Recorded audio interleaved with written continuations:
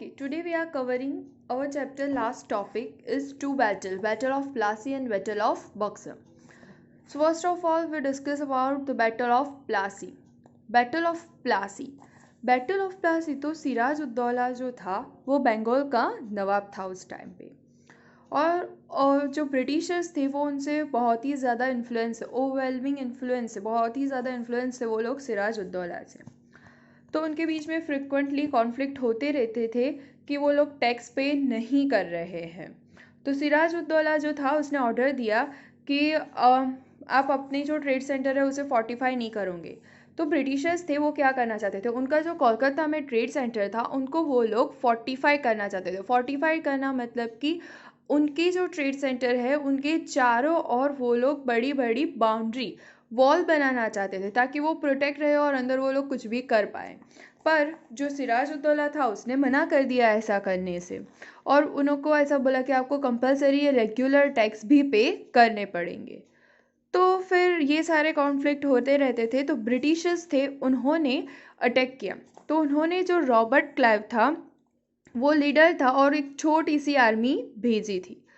But जब Robert Clive ने देखा कि ये जो सिराज उद्दौला है तो उनकी आर्मी है तो उन्हें डिफीट करना थोड़ा मुश्किल काम है, तो फिर रॉबर्ट क्लाइव ने एक ट्रेचरी यानी कि एक षड्यंत्र सोचा। और उसने क्या किया, जो ये मीर जाफर था जो सिराज उद्दौला का कमांडर इन चीफ था, उसे ब्राइब यानी कि रिश्वत, लालच देना।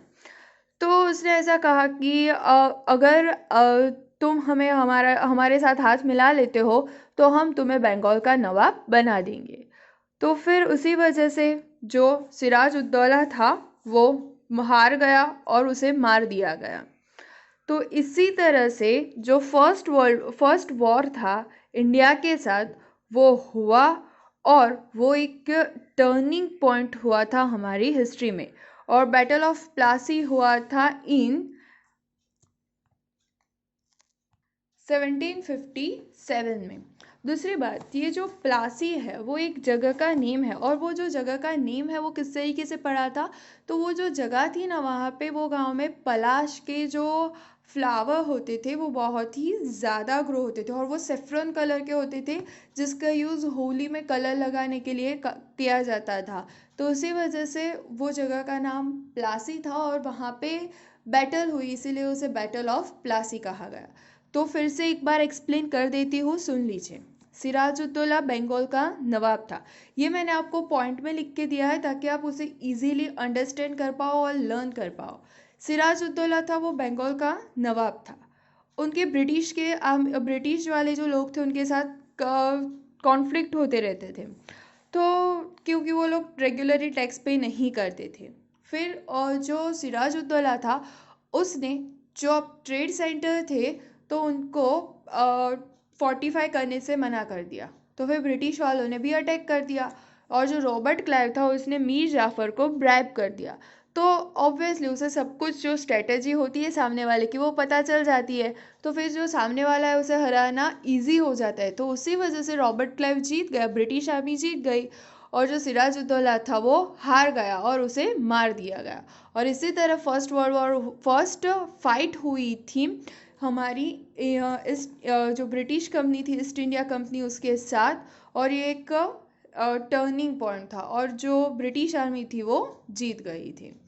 Now we will understand about the battle of Buxar. The battle of Buxar, Mir Jafar the Bengal of nawab. हमने आगे ही देखा कि जो रॉबर्ट क्लाइव था उसने उसको प्रॉमिस किया था कि भाई तू हमें वो सारी चीज़ें बता दे कि वो क्या क्या करने वाले हैं, ब्राइब दी थी तो हम तुझे बंगाल का नवाब बना देंगे। तो अब बंगाल का नवाब किसे बना दिया गया, मीर जाफर को। रॉबर्ट क्लाइव जो था वो तो फिर से इंग्लैंड चला गया। फिर मीर जाफर था तो उसकी वो जो ब्रिटिश आर्मी थी उनके साथ हॉस्टिलिटी बढ़ती गई। हॉस्टाइल होना यानी उनके शत्रु होना। फिर तो ये जो ब्रिटिश वाले थे उन्होंने मीर जाफर के बदले में किसको रिप्लेस कर दिया, मीर काजिम को। मीर जाफर के बदले उन्होंने ला दिया मीर काजिम को। मीर काजिम कैसा था, वो मीर जाफर जैसा नहीं था कि किसी के भी लालच में आ जाए। वो बहुत ही perfect, efficient, discipline and clever ruler था। प्रॉब्लम, उनके बीच में भी कॉन्फ्लिक्ट होते रहते थे, पेमेंट और नॉन पेमेंट ऑफ टैक्स के रिलेटेड। फिर 1763 में उनके साथ भी उनकी फाइट हुई और उसमें भी जो मीर कासिम था वो हार गया और फिर वो वहाँ से जंगल में कहीं भाग गया था। फिर जो मीर कासिम था वो फिर नवाब ऑफ ओध शौजाउद्दौला, मुगल एम्परर शाह आलम और मीर कासिम, वो तीनों ने साथ में अपनी आर्मी बना के ब्रिटिशर्स पे अटैक किया। कब अटैक किया था? 1764 में। और वो जो वॉर हुआ था उसमें जो ब्रिटिशर्स थे वो जीत गए थे। जो और उसी वजह से जो अवध और मुगल एम्पायर था वो भी ब्रिटिशर्स के कंट्रोल में आ गया था। और पॉलिटिकल पावर और ट्रेडिंग पावर, दोनों के दोनों पावर जो थे वो ब्रिटिश के हाथ में आ गए थे। तो here we are completing our first chapter. I hope you understand very well about the Battle of Buxar and Battle of Plassey. Or if you have any doubt, you can send messages.